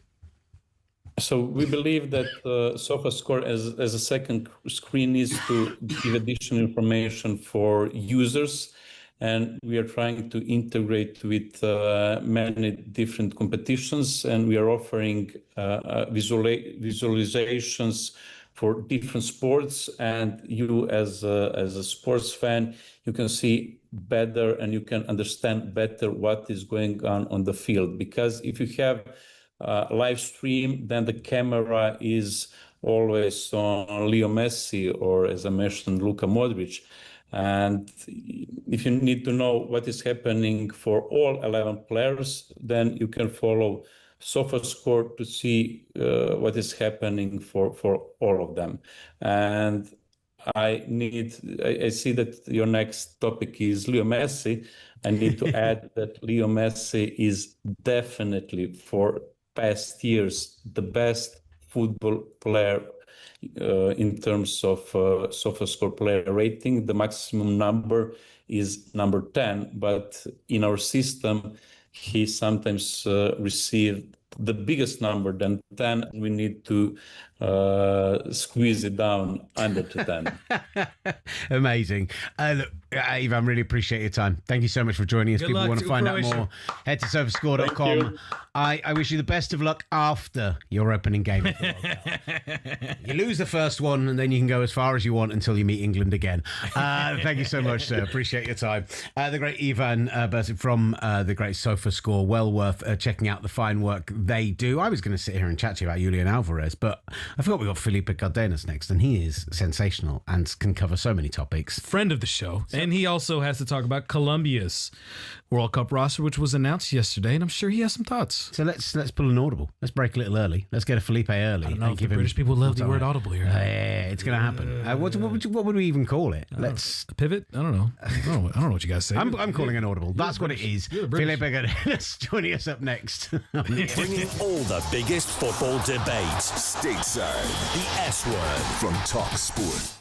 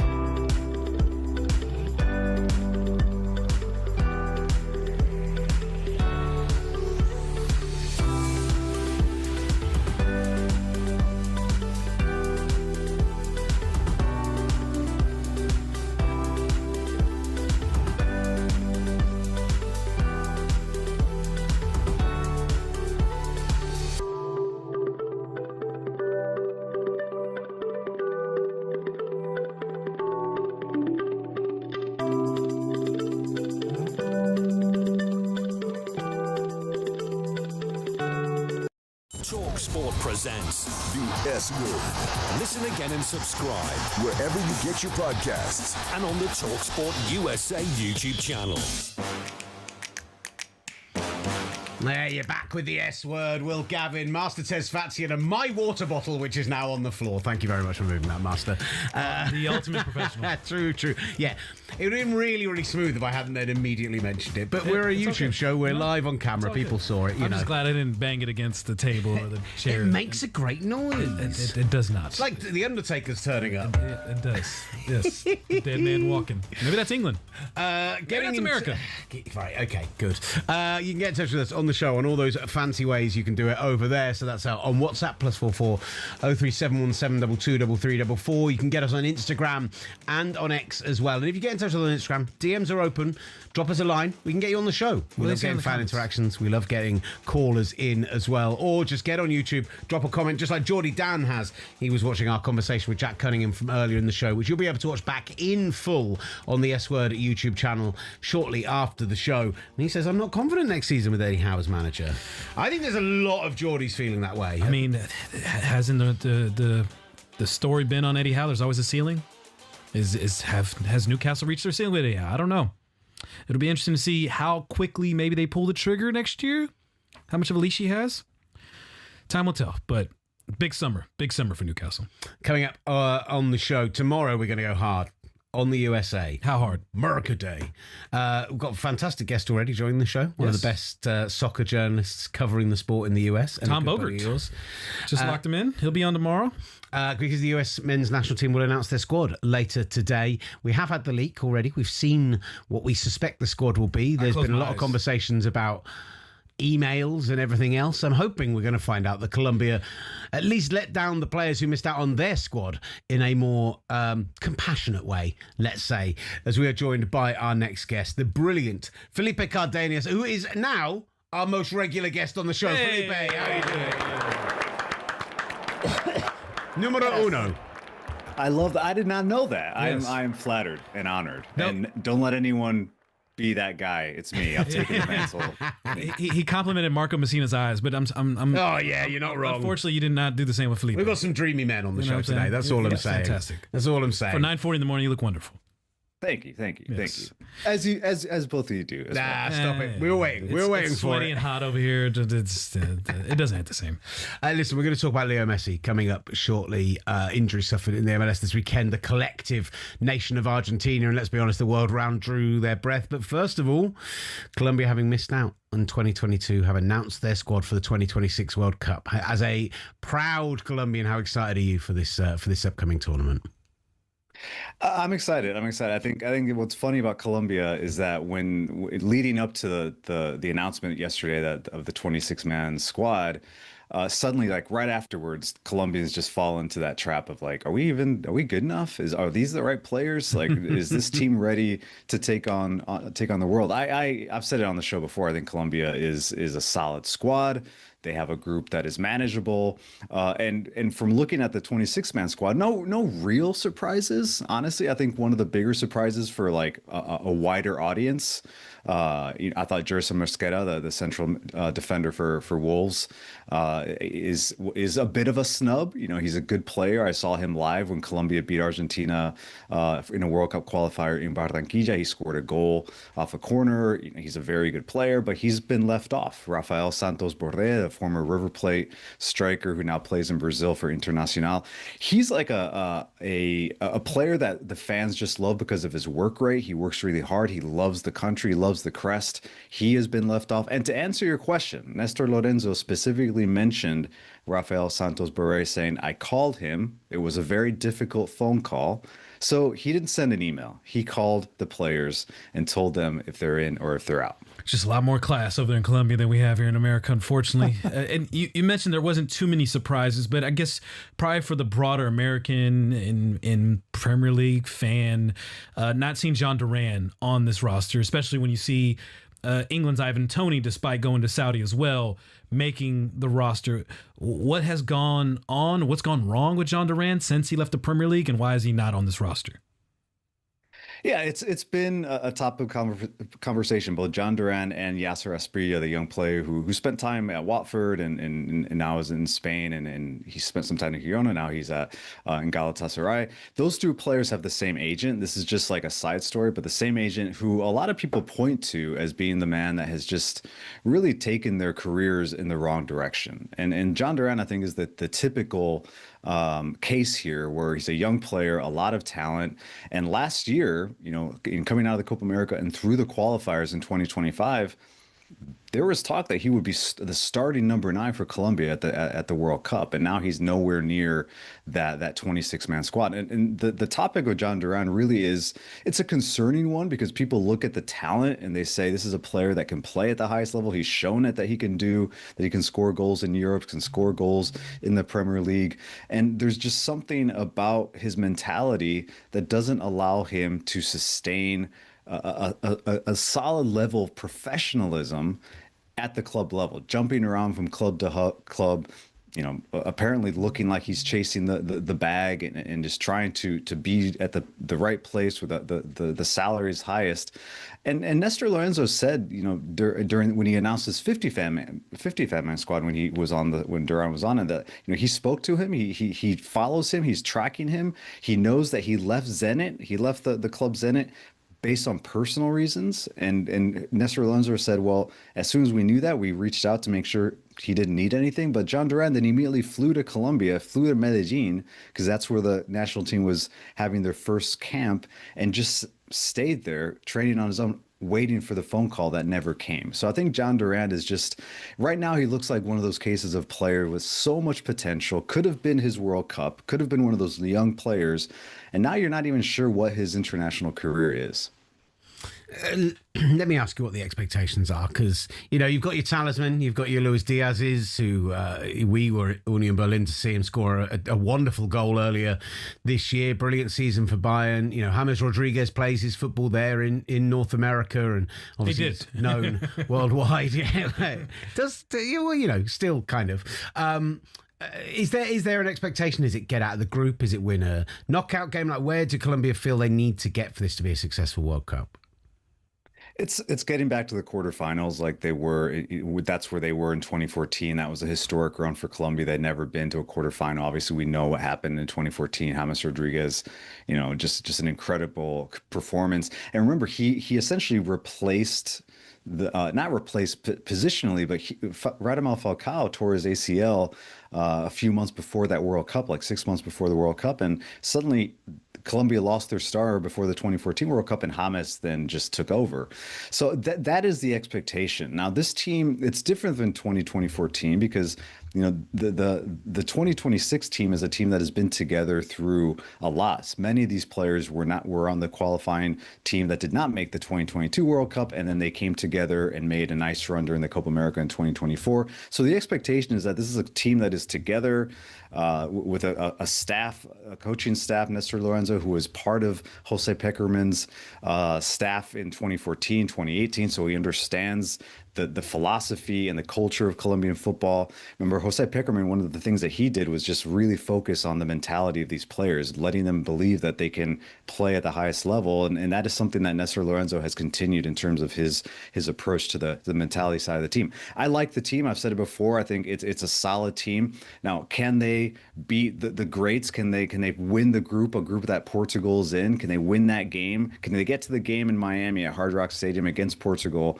on June 27th and win the group? That is the big question, because whoever wins that group is going to have an easier path in the second round. You finish second in Group K, where Colombia and Portugal are all, and you're going to end up on the other side of the bracket with Spain, France, Germany, and the Netherlands. So right now, that's a bit of the concern for Colombia. If they don't win the group, they're going to be I think they're going to have a tough time in that knockout round. While those are the concerns for Colombia, there are other concerns in Argentina as MLS goes on a 6-week World Cup break. The news that Lionel Messi left holding his hamstring, I believe it is, leaving early in Inter Miami's match. What is the latest on Messi's status, and will this at all impact his availability for the World Cup? Well, we don't know yet regarding the availability. I think what Inter Miami has said now officially is that they've categorized this as muscle fatigue. And when I saw that, I said, wow, there probably isn't a player in the world that is more fatigued than Lionel Messi, because that is what both the Argentine national team and Inter Miami tend to say anytime his hamstring flares up. Now, I say that because the right hamstring for Lionel Messi has been an issue when he was at his peak at Barcelona. That was the one injury that kept coming back, that kept recurring. So it's not a new thing. And since his coming to MLS in 2023, it's once again been a yearly problem for Lionel Messi. So, you know, when they come out and say it's muscle fatigue, I think it's a way of saying we're not going to tell you exactly what it is. You know, that could be a strain. There's been times with Inter Miami where the manager has said he's just tired, he's fatigued, he felt something. And then when he gets to the Argentine camp, they actually do a scan and it's a strain or, you know, something a little bit more official, right? So I don't think it's a big concern in Argentina. The chatter is like, we want to know what officially the injury is, because how much is this team going to rely on Lionel Messi is the big question. And if you've watched Argentina over the last few years, especially Copa America is the big showcase that the world watched. You know, Argentina sometimes looks better without him. They look faster. They're more direct. But he's still Lionel Messi. He's still the captain. He's still the idol within that dressing room. And I think, you know, this World Cup is going to be. It's going to be like there's going to be a before and after. Can he sustain this legacy coming out of 2022 where he won the World Cup, or does 2026 look like a disappointment in a tournament where perhaps he shouldn't have played? Coming in injured certainly is not a great start. What is your feeling on how they should utilise him? Is he off the bench? Is he leading? I went a bit Sean Dyche there, didn't I? Is it an off the bench job? Is it you know, do you start him in the first group stage game, see where he is health wise? Because the problem with those kind of niggling injuries, things like a hamstring, is that, as we know, it might clear up by game one, but we're going to have the heat, we're going to have the travel, we're going to have everything else that goes along with it. And those things could be something that continue all the way through the tournament. Yeah, I would not be surprised if Lionel Messi, maybe not the first game. I think they're going to want him to be there. It's the first match of the World Cup, the defending champions. You want to see your captain. You want to see Messi out on the pitch. I think the goal will be to get him in a place where he can play in that first match. Now, you know, leading up to the 2026 World Cup, in between Copa America and 2026, this World Cup, Messi began to take himself out of games, asking for a sub, not because he was injured or anything. He would just be like, you know, like, I'll take a sub. And it was this huge moment in Argentina where, like, wait a minute, he's actually taking himself out of the game. Remember, this is a player who is notoriously would get upset if a coach ever took him out of the game. There's a famous moment with Pochettino at PSG where he gave him the death stare after he took him off a game. And now Messi, I think, is more open to doing that. You're seeing Lamine Yamal, Spain essentially are announcing he's not going to play in the first two games. So I think Messi may not, I don't know if he'll sit out, but I think there probably is going to be a plan, to your point, with the heat, the travel, and the number of games that you have to play at this World Cup to get to a semifinal and a final, where you may be wanting to rest players. And I guarantee there will be a plan for Messi to get rest wherever he can get it. I mean, who knows, Felipe? His hamstring could clear up like Will's voice did as he kept talking. You just never know, you know? It's just fatigue. It's just fatigue. You know, he's having a little it's fatigue of being sat next to this guy 5 days a week. It's a fact. 4 weeks in, thank you. We have the 6-week break with MLS. I do want to touch on what's gone on so far during the MLS season. Some teams playing 14, some teams playing 15 matches. As we take a look at the Eastern and Western Conference, Nashville currently atop the Western Conference, Inter Miami second, Chicago they're in third. In the Western Conference, Vancouver, San Jose, and Real Salt Lake. What have been probably the biggest surprise and biggest story so far in MLS? Let's see. I think when you rattle off the teams that are at the top of both conferences, you can see a continuation from last season. Nashville, I think they showed that they have the team that's capable of playing different ways and beating different opponents through in MLS. I chose this is my hot take, because I had them finishing in last place last year, and they did not do that, so I looked really bad. But now, coming out in 26, I'm like, all right, fine. I'm going to reverse my prediction and have Nashville win MLS Cup. And they're proving that they can do that. I think Nashville is a good team. Vancouver, again, this is a team that was in the MLS Cup, final against Inter Miami. Once again, proving that this is a team that, despite the distractions and whether or not they're going to move from Vancouver, is there a new ownership group? There's a billionaire group that wants to move that team to Las Vegas. Is that going to happen? Is it a big distraction? Meanwhile, Vancouver continues to look like one of the top teams in MLS. So I think Vancouver is certainly one of the bigger stories of the season. Like, are they going to stay in Canada? That is a big story. And then on the other side, you didn't mention the Union, but the Philadelphia Union at one time had not won a game in 7 matches. And this is a team that was the Supporters Shield winner last year, and so they've struggled. And then obviously Inter Miami. We always talk about Inter Miami. Guillermo Ojos, who has known Messi since his teenage days in Barcelona, found his way to the head coaching job in Inter Miami after Mascherano was resigned out of the blue. And so now Guillermo Ojos is another loyal Messi guy who's leading this team, and they just keep leaking goals, but they win games 6-4, 6-5, 3-2, 4-3. It's just like a weird team that can score in bunches but can't defend. So I think one of the stories is, can Inter Miami sustain that and actually get to another MLS Cup final? And what will Messi's role be after the World Cup? At a crazy one, 6-4 against Philadelphia right before the break, in the match in which, of course, Lionel Messi got injured. And one last question before we go. A lot of young talent in MLS, of course, from South America, from North America. Give me one player that's going to be a part of this World Cup that you're excited to see how they do on this international stage. From MLS? Yes. Oh gosh, who's going to be on? Well, I wish I could talk. Can we just talk about Xavier Gozo? I wish I could talk about him. Again, we think we know the U.S. men's squad, right? The 26-man squad. It did not include Xavier Gozo, the right winger, the 19-year-old right winger from Real Salt Lake. I think if he's not on this team, which we expect him not to be based on the reports, I think it's a huge miss. It's a disappointment because this U.S. team, let's just be honest, they're not the most likable team. That's just a fact, okay? There are fans here that aren't sure, do I believe in this team? Do they convince me?